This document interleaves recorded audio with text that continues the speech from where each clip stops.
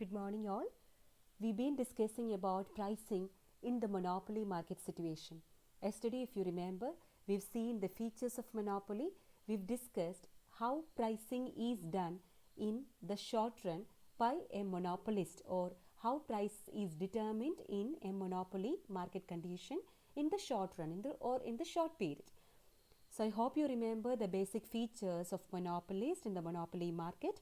I hope you've gone through the contents. I hope you have understood whatever we discussed yesterday.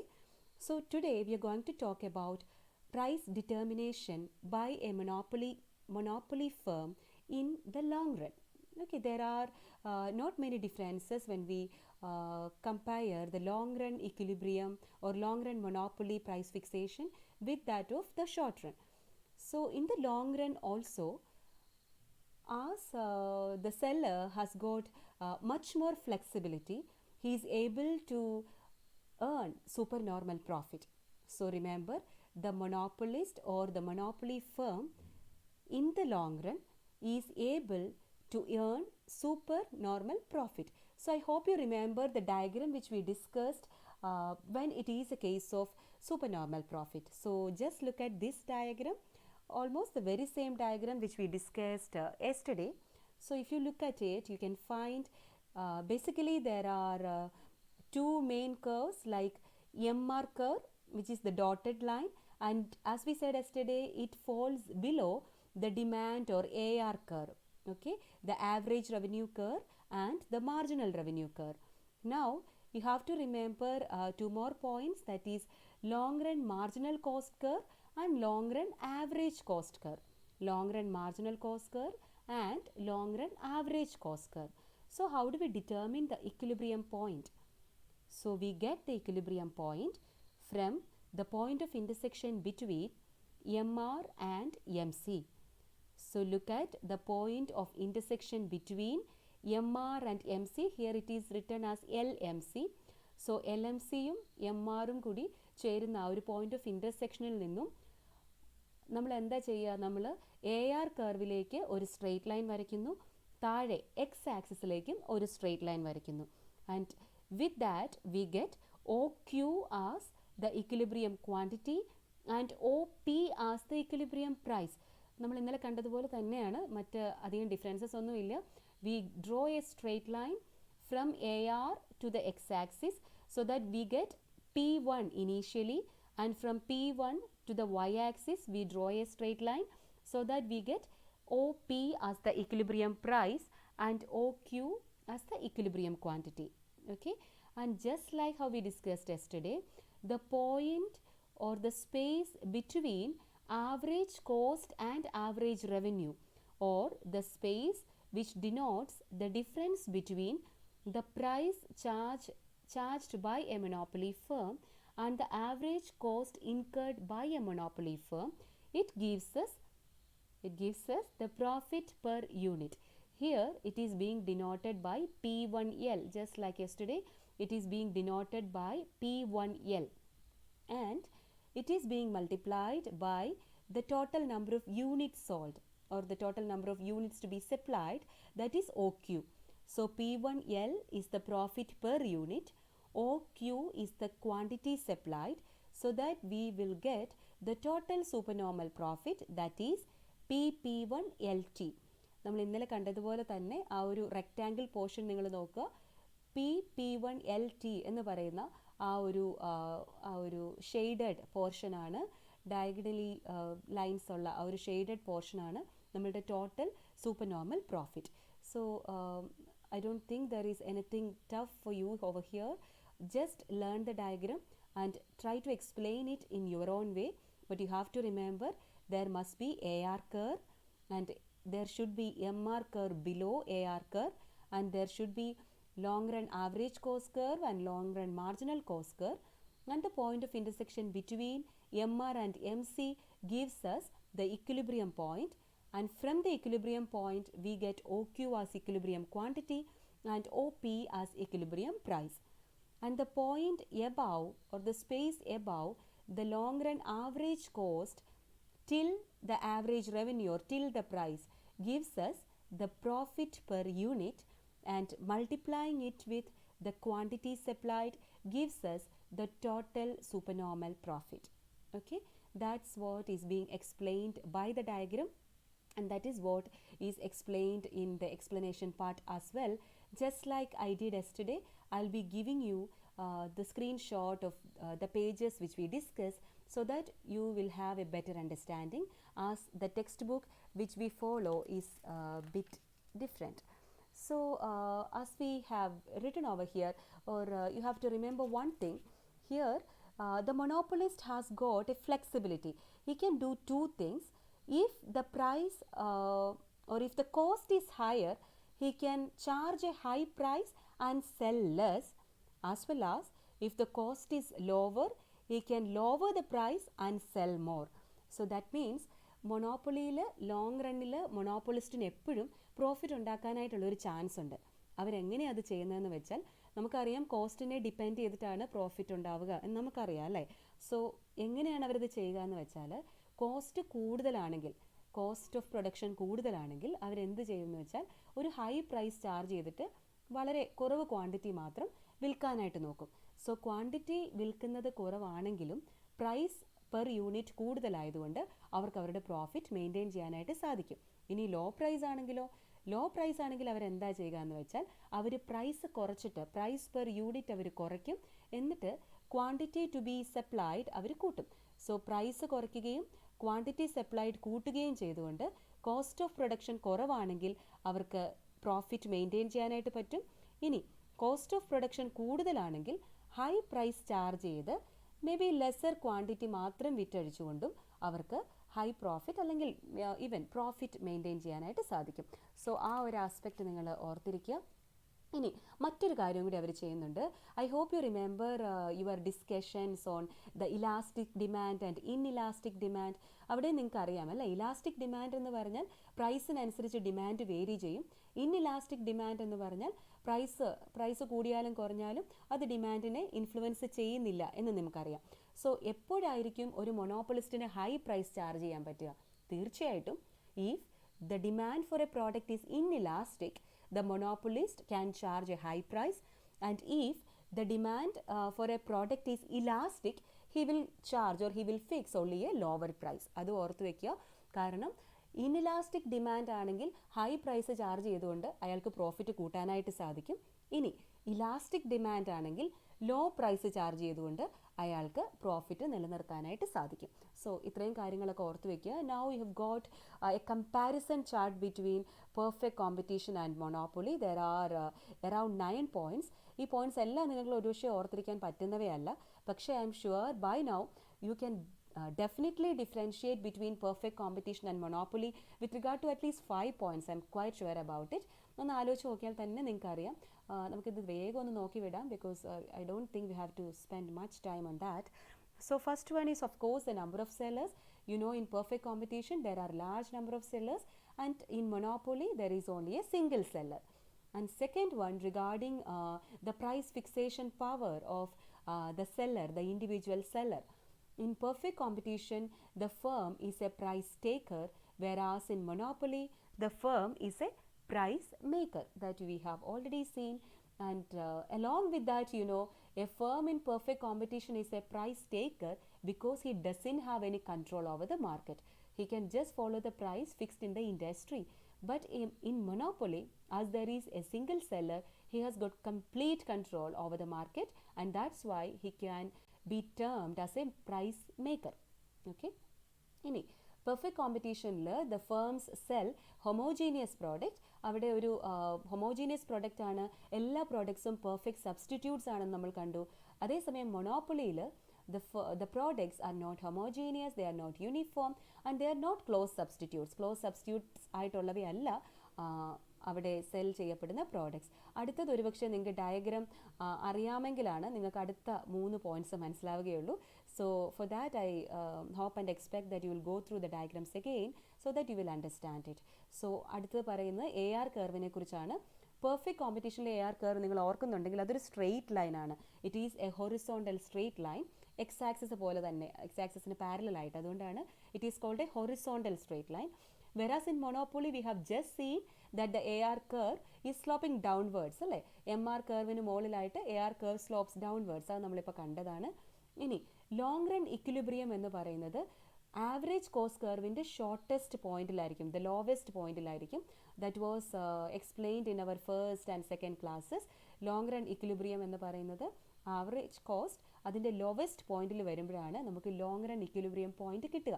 അതേസമയം മൊണോപ്പൊളിയിൽ equilibrium point എന്ന് പറയുന്നത് average cost അവിടെ വീണ്ടും decline ചെയ്തുകൊണ്ടേ ഇരിക്കുകയായിരിക്കും. അതിൻ്റെ ഒരു ലോവസ്റ്റ് പോയിന്റ് എന്ന് നമുക്ക് പറയാനായിട്ട് സാധിക്കില്ല. ഇനി പെർഫെക്റ്റ് കോമ്പറ്റീഷനിൽ നമ്മൾ പറഞ്ഞു equilibrium is attained only when M C rises, M R is equal to M C and M C cuts M R from below എന്ന് നമ്മൾ പറഞ്ഞിരുന്നു അല്ലേ.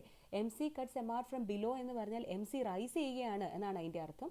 പക്ഷേ മൊണോപ്പൊളിയിൽ അതല്ല അർത്ഥം. Equilibrium is attained when M C is rising falling or remaining constant. എങ്ങനെയും ആകാം, M R is equal to M C എന്ന് മാത്രമുള്ള കണ്ടീഷനെ നമ്മളവിടെ നോക്കുന്നുള്ളൂ. എം സി കർവിന് എന്ത് സംഭവിക്കുന്നു, അത് റൈസ് ചെയ്യുകയാണോ ഫോൾ ചെയ്യുകയാണോ കോൺസ്റ്റൻ്റ് ആയിരിക്കുകയാണോ അതൊന്നും നമ്മൾ നോക്കുന്നില്ല. ഓക്കെ. ആൻഡ് പെർഫെക്റ്റ് കോമ്പറ്റീഷനിൽ ഫേംസിന് നോർമൽ പ്രോഫിറ്റ് ഏൺ ചെയ്യാൻ പറ്റും എന്നുള്ളതേ ഉള്ളൂ. പക്ഷേ അതേസമയം ഈ പറയുന്ന മൊണോപ്പൊളിയിൽ നമ്മൾ കണ്ടു ഫേംസിന് എങ്ങനെയും നമുക്ക് പറ്റും, എന്താ പറയുക, നോർമൽ പ്രോഫിറ്റ് ആകാം, സൂപ്പർ നോർമൽ പ്രോഫിറ്റ് ആകാം, അല്ലെങ്കിൽ ഈവൻ ലോസ് ആകാം അല്ലേ. And finally price lower and output higher, അതാണ് ആരുടെ പ്രിൻസിപ്പിൾ, പെർഫെക്റ്റ് കോമ്പറ്റീഷനിലെ പ്രിൻസിപ്പിൾ. എങ്ങനെ പ്രൈസ് കുറച്ചുകൊണ്ടാണ് ഔട്ട്പുട്ട് കൂട്ടാൻ സാധിക്കുന്നതെന്നാണ് പെർഫെക്റ്റ് കോമ്പറ്റീഷനിൽ ഫേംസ് നോക്കുക. കാരണം അവിടെ കംപ്ലീറ്റ് കോമ്പറ്റീഷനാണ്, ഒരുപാട് സെല്ലേഴ്സ് ഉണ്ട്. സോ പ്രൈസ് കുറച്ച് ഔട്ട്പുട്ട് കൂട്ടുക എന്നുള്ളതാണ് അവരുടെ ഒരു ലക്ഷ്യം. പക്ഷേ അതേസമയം മൊണോപ്പൊളിസ്റ്റ് നമ്മളിപ്പോൾ കണ്ടിരുന്നു, മൊണോപ്പൊളിസ്റ്റ് എന്ന് പറയുന്ന ആൾ അത് മാത്രമല്ല നോക്കുക, അവർ പ്രൈസ് ഹൈ ആണെങ്കിലും ഔട്ട്പുട്ട് ലോ ആക്കിക്കൊണ്ട്, ഇപ്പോൾ കോസ്റ്റ് കൂടുതലാണെങ്കിൽ high price and low output എന്നുള്ള, ലെസർ ഔട്ട്പുട്ട് എന്നുള്ള രീതിയിലും അവർ പ്രോഫിറ്റ് ഏൺ ചെയ്യാനായിട്ട് അവർക്ക് സാധിക്കും. കാരണം അവർക്ക് അവിടെ കോമ്പറ്റീഷൻ ഇല്ല. പക്ഷേ അതേസമയം പെർഫെക്റ്റ് കോമ്പറ്റീഷനിൽ കോമ്പറ്റീഷൻ ഉള്ളത് കൊണ്ട് തന്നെ പ്രൈസ് കുറച്ച് ഔട്ട്പുട്ട് കൂട്ടാനായിരിക്കും സെല്ലേഴ്സ് ശ്രമിക്കുക. സോ ഇതൊക്കെയാണ് നമ്മൾ മെയിനായിട്ട് we have to remember regarding the differences between perfect competition and monopoly. It's a very important question. You may be asked to distinguish between perfect competition and monopoly, and it's very simple. Depending upon your understanding, you can very well explain as well. Okay. Now we are seeing yet another important topic, that is discriminating monopoly. So it's a term which is associated with monopoly. And when do we say there is discrimination? When do we say there is discrimination? Whenever there is differences in treatment, we say there is discrimination. We've been talking about gender discrimination, social status discrimination and all that. So ഏതെങ്കിലും ഒരു അവസ്ഥയിൽ ഒരേ സർവീസിന് അല്ലെങ്കിൽ ഒരേ പ്രൊഡക്റ്റിന് different treatments കിട്ടുന്നുണ്ടെങ്കിൽ അതിനെ നമുക്കവിടെ discrimination ഉണ്ട് എന്ന് പറയാനായിട്ട് സാധിക്കും അല്ലേ. സോ ഇവിടെയും അതുതന്നെയാണ്. ഇവിടെ ഡിസ്ക്രിമിനേറ്റിംഗ് മൊണോപ്പൊളി എന്ന് പറഞ്ഞാൽ എന്തായിരിക്കും? whenever a monopolist is fixing different prices for the same product from different users or from different markets, it can be considered as discriminating monopoly. Monopolist same productന് പലരിൽ നിന്നും പല പ്രൈസ് ചാർജ് ചെയ്യുകയാണെങ്കിൽ നമ്മളതിനെ എന്തെന്ന് വിളിക്കും? ഡിസ്ക്രിമിനേറ്റിംഗ് മൊണോപ്പൊളി എന്ന് വിളിക്കും. പക്ഷേ അവിടെ ഓർക്കേണ്ട ഒരു കാര്യം, ഈ പലര് എന്ന് പറയുന്നത് they are non competing groups. അവരെ തമ്മിൽ നമുക്ക് കമ്പയർ ചെയ്യാനായിട്ട് പറ്റില്ലാത്ത ഗ്രൂപ്പ്സിൽ നിന്നും നമ്മൾ ഡിഫറെൻറ്റ് പ്രൈസസ്, നമ്മൾ in the sense monopolist different prices charge ചെയ്യുകയാണെങ്കിൽ we call it a discriminating monopoly. അവിടെ എക്സാമ്പിൾസ് പറഞ്ഞിട്ടുണ്ട്, നിങ്ങൾക്ക് പരിചയമുള്ള എക്സാമ്പിൾ ആയിരിക്കും ഇലക്ട്രിസിറ്റി ചാർജസിൻ്റെ കാര്യം. Electricity charges is different for household purposes and commercial purposes. It is different for household purposes and agricultural purposes. So the product we get is one and the same. Electricity എന്ന് പറയുന്നതിന് പ്രത്യേകിച്ച് ഒരു ഡിഫറൻസും ഇല്ല. അതെവിടെയാണെങ്കിലും ഒരേ പ്രയോജനവും ഒരേ ഗുണവുമുള്ള കാര്യമാണ്. പക്ഷേ അതിന് പല യൂസേഴ്സിൽ നിന്നും പല പ്രൈസ് ചാർജ് ചെയ്യുന്നുണ്ട് എങ്കിൽ അതിനെയാണ് നമ്മൾ എന്തെന്ന് വിളിക്കുക? ഡിസ്ക്രിമിനേറ്റിംഗ് മൊണോപ്പൊളി എന്ന് വിളിക്കുക. മറ്റൊരു എക്സാമ്പിൾ ഇവിടെ പറഞ്ഞിരിക്കുന്നത് something which you are very very familiar with. In the film theatres, in the cinema theatres, you may be charged different prices. The film, the output we get or the product we enjoy is one and the same. We all watch the same product but at different prices based on where we sit. Based on where we sit in the theater, we are charged different prices. Okay, so that's what is all about price discrimination or discriminating monopoly. Now we can see The types of price discrimination. Types of price discrimination, it's very simple. You can very well explain from the headings itself. You just have to remember the headings, that's all. So first one is personal discrimination. What do you mean by personal discrimination? When the discrimination or the change in price is made on an individual basis, it is considered as personal discrimination. ആളുകളെ അനുസരിച്ചിട്ട് പ്രൈസിന് difference വരികയാണെങ്കിൽ നമുക്ക് അതിന് personal discrimination എന്ന് പറയാനായിട്ട് സാധിക്കും. ഇപ്പോൾ നമ്മൾ പറയുകയാണെങ്കിൽ യങ്സ്റ്റേഴ്സ്, എൽഡേഴ്സ്, അവിടെ ഒരു പേഴ്സണൽ ഡിസ്ക്രിമിനേഷൻ ഉണ്ട്. അല്ലെങ്കിൽ റിച്ച് പീപ്പിൾ, പുവർ പീപ്പിൾ എന്ന് പറയുമ്പോൾ അവിടെ ഒരു പേഴ്സണൽ ഡിസ്ക്രിമിനേഷൻ ഉണ്ട്. APL, BPL എന്ന് പറയുമ്പോൾ അവിടെ ഒരു പേഴ്സണൽ ഡിസ്ക്രിമിനേഷൻ ഉണ്ട്. So different prices are charged for different persons എന്ന് പറയുന്നതിനെയാണ് നമ്മൾ പേഴ്സണൽ ഡിസ്ക്രിമിനേഷൻ എന്ന് പറയുക. ഇവിടെ തന്നിരിക്കുന്ന എക്സാമ്പിൾസ് ഒക്കെ നല്ല എക്സാമ്പിൾസ് ആണ്. Passengers in the train travel or air travel, അവിടെയൊക്കെ ആളുകൾക്കനുസൃതമായി പ്രൈസ് വേരിയേഷൻ നടക്കുന്നുണ്ടെങ്കിൽ we can call it personal discrimination. And geographical discrimination, based on geographical location or based on the place where they are, if they are charged different prices, it can be called as geographical discrimination. So the firms or the sellers may charge a price, a smaller, lesser price for foreign market or higher price for domestic market, or it can even be the reverse. അതിനെ നമുക്ക് എന്തെന്ന് വിളിക്കാനായിട്ട് സാധിക്കും? Geographical discrimination എന്ന് വിളിക്കാനായിട്ട് സാധിക്കും. അടുത്തതാണ് use discrimination. Use discrimination ആണ് നമ്മൾ ആദ്യം പറഞ്ഞ എക്സാമ്പിൾ. ദ ഇലക്ട്രിസിറ്റി, എന്ത് പർപ്പസിന് വേണ്ടിയാണോ നമ്മൾ പ്രോഡക്റ്റ് യൂസ് ചെയ്യുക, ആ പർപ്പസിനനുസൃതമായിട്ട് ഡിഫറൻസ് പ്രൈസിലുണ്ടെങ്കിൽ, പ്രൈസ് ഡിഫറൻസ് ഉണ്ടെങ്കിൽ നമുക്കതിനെ യൂസ് ഡിസ്ക്രിമിനേഷൻ എന്ന് വിളിക്കാം. Then it is time discrimination. Time discrimination ഇപ്പോൾ ഒന്നും അത്ര ഇല്ലെങ്കിലും എനിക്ക് തോന്നുന്നു തുടക്കത്തിലൊക്കെ മൊബൈൽ ഫോൺസിനൊക്കെ വളരെ പ്രാബല്യത്തിലിരുന്ന ഒരു കാര്യമാണ്. ലേറ്റ് നൈറ്റ് അല്ലെങ്കിൽ ഫ്രം 9 to 9 അല്ലെങ്കിൽ 12 to 6 പ്രൈസ് ചാർജസ് കുറവാണ് അല്ലെങ്കിൽ ചാർജ് കുറവാണെന്ന് പറയുമ്പോൾ that is time discrimination. And we know there can be time discrimination with regard to off season and peak season. Refrigerators അല്ലെങ്കിൽ റെഫ്രിജറേറ്റേഴ്സിനേക്കാളും നല്ല എക്സാമ്പിൾ എനിക്ക് തോന്നുന്നു എംബ്രലാസ്, ദെൻ എയർ കണ്ടീഷണേഴ്സ്. അതൊക്കെ എയർ കണ്ടീഷണറുടെ കാര്യം പറയുകയാണെങ്കിൽ സമ്മർ സീസണിൽ പ്രൈസ് കൂടുതലായിരിക്കും, വിൻ്റർ സീസണിൽ പ്രൈസ് കുറവായിരിക്കും എന്നൊക്കെ പറയുന്നത് പോലെ ആ ഒരു ടൈം ഡിസ്ക്രിമിനേഷൻ ഉണ്ട്. Then there is age discrimination. As we have already said, children below 5 years, people, older citizens or elders above 60 years, അവർക്കൊക്കെ പ്രൈസ് ഡിഫറൻസ് ഉണ്ടെങ്കിൽ അത് പ്രോഡക്റ്റിനാകാം സർവീസിനാകാം. ബേസിക്കലി അത് സർവീസിനാണല്ലേ, നമുക്കറിയാം. സർവീസിനാണെങ്കിൽ അതിനെ നമ്മൾ ഏജ് ഡിസ്ക്രിമിനേഷൻ എന്ന് വിളിക്കും. Then there is quantity discrimination, something you all are very familiar with, we all are familiar with. നമ്മൾ ഈ പറയുന്ന buy one get two free, buy one get one free or buy 3 get 4 എന്നൊക്കെ പറയുന്നതാണ് quantity discrimination. buy 3 get 4 എന്ന് പറഞ്ഞാൽ 3 പ്രോഡക്റ്റിൻ്റെ പ്രൈസിന് we get 4 different products അല്ലേ. സോ അങ്ങനെ, അല്ലെങ്കിൽ പർച്ചേസിനനുസൃതമായിട്ട് പർച്ചേസ് കൂടുന്നതിനനുസൃതമായിട്ട്, ബൾക്ക് പർച്ചേസിനനുസൃതമായിട്ട് പ്രൈസ് കുറയുകയാണെങ്കിൽ നമുക്കതിനെ ഈ പറയുന്ന ക്വാണ്ടിറ്റി ഡിസ്ക്രിമിനേഷൻ എന്ന് വിളിക്കാനായിട്ട് സാധിക്കും. Then there is status discrimination. Status നമ്മൾ നേരത്തെ പറഞ്ഞിരുന്നു, സോഷ്യൽ സ്റ്റേറ്റസിനനുസൃതമായി പ്രൈസ് വേരി ചെയ്യാം. പ്രൊഫഷണൽസ് ആണോ, സ്റ്റുഡൻസ് ആണോ, റിസർച്ചേഴ്സ് ആണോ. ചിലപ്പോഴൊക്കെ റിസർച്ചേഴ്സിന് ഇപ്പോൾ ഒരു ലൈബ്രറി യൂസേജ് അല്ലെങ്കിൽ ഡിപ്പോസിറ്ററി യൂസേജ് ഒക്കെ ആണെങ്കിൽ ഒരുപക്ഷെ റിസർച്ച് സ്കോളേഴ്സിനും അക്കാഡമീഷ്യൻസിനും ഒക്കെ ഫ്രീ ആയിട്ടോ അല്ലെങ്കിൽ റേറ്റ് കുറച്ചോ ഒരുപക്ഷെ ആക്സസ് ചെയ്യാനായിട്ട് സാധിക്കുമായിരിക്കാം. അല്ലെങ്കിൽ സ്റ്റുഡൻസിന് പലയിടത്തും ഇപ്പോൾ എന്താ പറയുക, നമ്മൾ അമ്യൂസ്മെൻറ്റ് പാർക്സിൻ്റെ ഒക്കെ കാര്യം ഓർക്കുക. സ്റ്റുഡൻസിനാണെങ്കിൽ റേറ്റ് കുറവുണ്ട് അല്ലേ, സ്റ്റുഡൻസിനുള്ള റേറ്റിലല്ല. നമ്മളിപ്പോൾ ഫാമിലിയിൽ നിന്ന് പോകുമ്പോൾ ഒരുപക്ഷെ ആ റേറ്റ് ആയിരിക്കില്ല. സോ ആ ഡിഫറൻസസ് ഒക്കെ, അല്ലെങ്കിൽ എൽഡേഴ്സിനും സ്റ്റുഡൻസിനും 2 റേറ്റ്സ് എന്നൊക്കെ പറയുന്നതാണ് status discrimination. Then finally there is brand discrimination. അതായത് സെയിം ബ്രാൻഡിൻ്റെ തന്നെ, സെയിം പ്രോഡക്റ്റ് തന്നെ പല ഒരേ അംബ്രല്ല ബ്രാൻഡിൻ്റെ കീഴിൽ പല പേരിൽ പല ബ്രാൻഡ് നെയിംസിൽ സെയിം പ്രോഡക്റ്റ് ഡിഫറെൻറ്റ് പ്രൈസസിന് കൊടുക്കുന്നു. That is product is almost the very same, prices are different and they are given under different brand names. ഇവിടെ പറഞ്ഞിരിക്കുന്നത് ടാറ്റയുടെ ഫ്രിഡ്ജിൻ്റെ കാര്യമാണ്. പക്ഷേ എനിക്ക് തോന്നുന്നു അറ്റ്ലീസ്റ്റ് കുറച്ച് ഗേൾസിനെങ്കിലുമൊക്കെ പരിചയം ഉണ്ടായിരിക്കും. ഇപ്പോൾ W സ്റ്റോർ, ഒറേലിയ എന്നൊക്കെ പറയുന്ന ഗാർമെൻറ്റ് സ്റ്റോഴ്സ്. സോ അവിടെ it comes under the same company, പക്ഷേ 2 പ്രൈസസിൽ 2 ബ്രാൻഡ് നെയിംസിൽ നമുക്ക് we get the products. So just like that.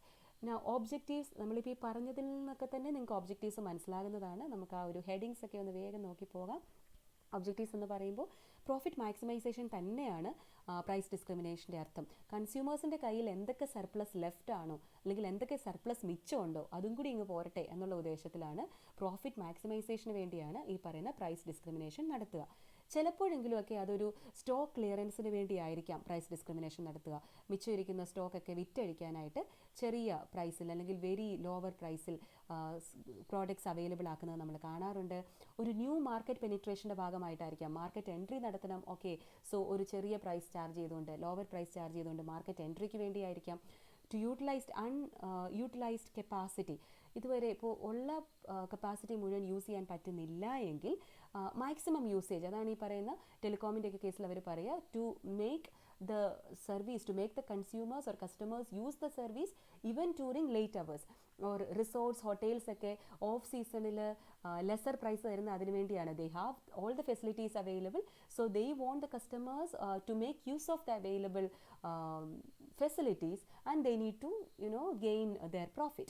So to reap monopoly profit എന്ന് പറയുമ്പോൾ അവരുടെ monopoly power maximum യൂസ് ചെയ്യാനായിട്ട് പല പ്രൈസസ് ചാർജ് ചെയ്യുന്നു, പല മാർക്കറ്റ് എക്സ്പ്ലോർ ചെയ്യുന്നു, അതിനു വേണ്ടിയാവാം. To enter into foreign markets, ആ ഒരു ഫോറിൻ മാർക്കറ്റ്സ് എന്ന് പറയുമ്പോൾ ഇറ്റ്സ് ഹൈലി കോമ്പറ്റീറ്റീവ്, സോ അതിനു വേണ്ടിയായിരിക്കാം അവർ ആ ഒരു പ്രൈസ് ഡിസ്ക്രിമിനേഷനിലേക്ക് പോവുക. Then to increase future market share, naturally ഈ പറയുന്ന ആദ്യം ഒരു ലെസർ പ്രൈസ് കൊടുത്ത് കൺസ്യൂമേഴ്സിനെ ആ ഒരു പ്രോഡക്റ്റിലേക്ക് അട്രാക്റ്റ് ചെയ്യുക.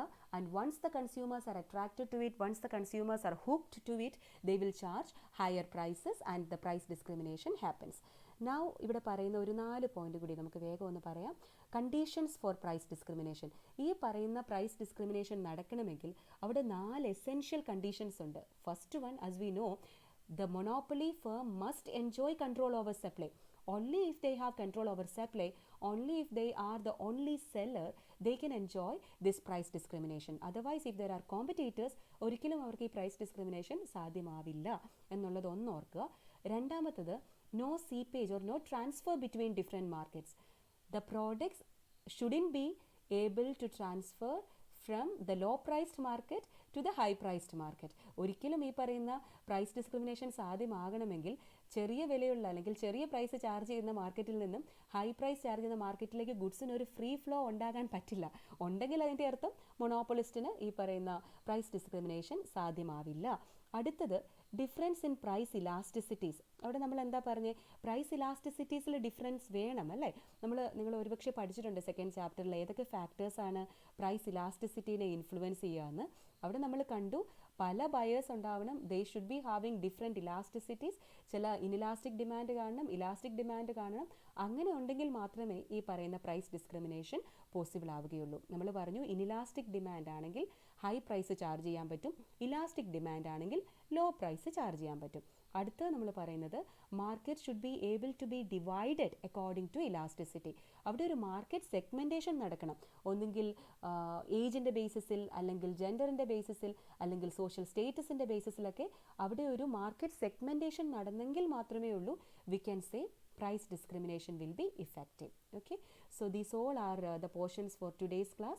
So today we've discussed more about the long run price fixation in the monopoly market, and then we said, or we talked about price discrimination in detail. Both are very important aspects. I hope you will go through the lessons, you will understand it and learn well. So thank you so much for your patient listening. All the best for your learning, and see you tomorrow. Thank you.